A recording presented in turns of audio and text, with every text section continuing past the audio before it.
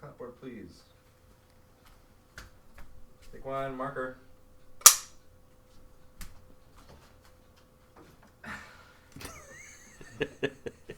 Am I on? Yeah. Okay, so we're going to be talking today about your story about when you were in the Army, when you were living in Czech Republic.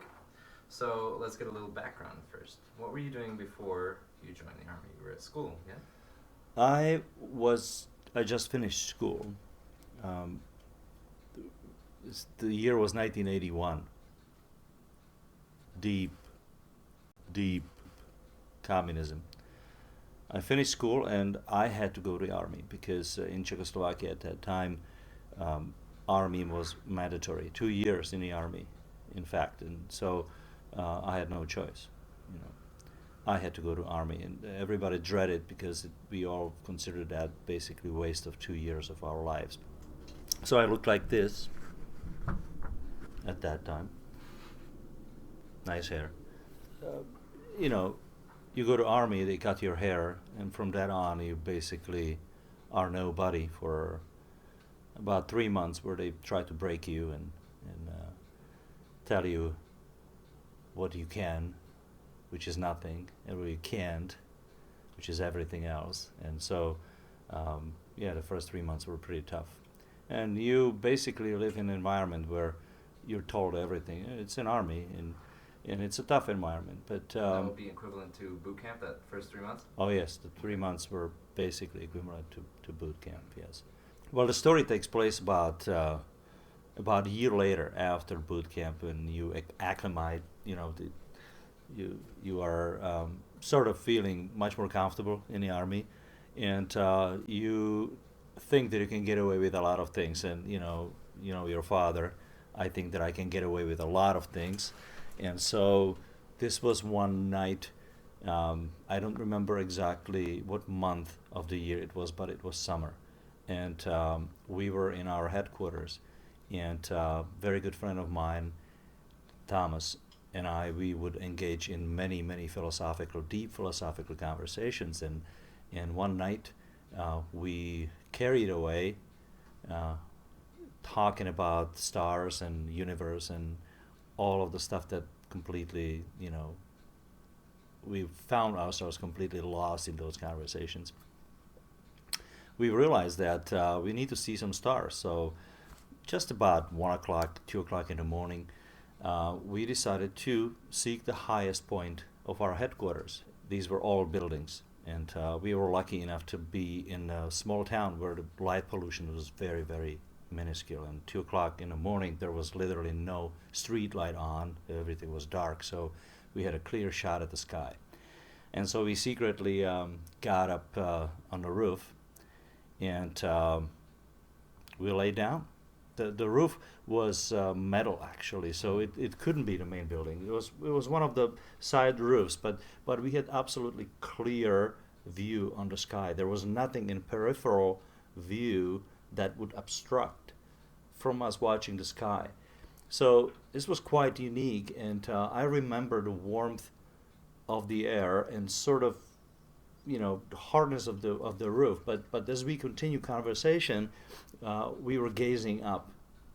We were gazing at the stars, and then out of the blue, completely unexpected, as my eyes are pierced into the dark sky, seeing all these thousands and thousands of stars, all of a sudden I had this unbelievable sensation that I lost touch with the roof and I am floating in the space.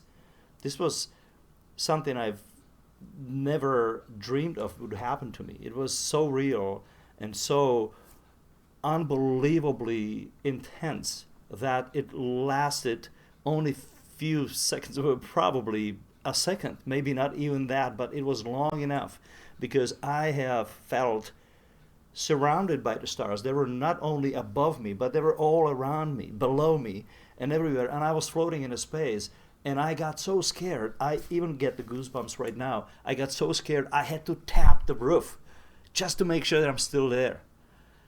And so I don't know how long it lasted. It Could have been less than a second. It could have been a second, but it was very brief moment for which I knew that I was there, and that is something that was with me ever since.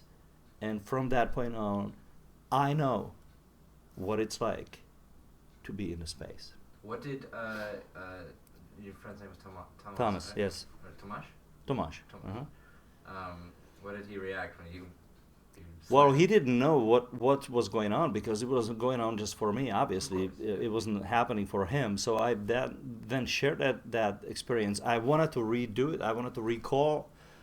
I wanted to be there again, because it was intoxicating. It was something that I really wanted, despite the fear, and I wanted to be afraid again and really fear it again, but I couldn't recreate it. I couldn't do it. And so yes, I did share that with him, and I tried, but you can understand, stuff like this happens only once. So you felt like Yuri Gagarin. Probably better than that, because Yuri had a whole bunch of tons of metal around him. I had Yeah. nothing. I was actually, my body was in the space, so I was unprotected. I didn't have, the scaphandre. I didn't have the protective gear. I was there. It was Right. all real, Mhm. and I felt it like I was really there. I'm grateful for that experience. I think that for its realness, I really do know what it feels like to be in a space, and I do think it's possible. I don't know how, but I was there, and perhaps there is a way how to be there without all the technology, without all the protective gears. Perhaps there is a way how to travel, how to be in space without the vessel. But that's yet to be discovered by humans.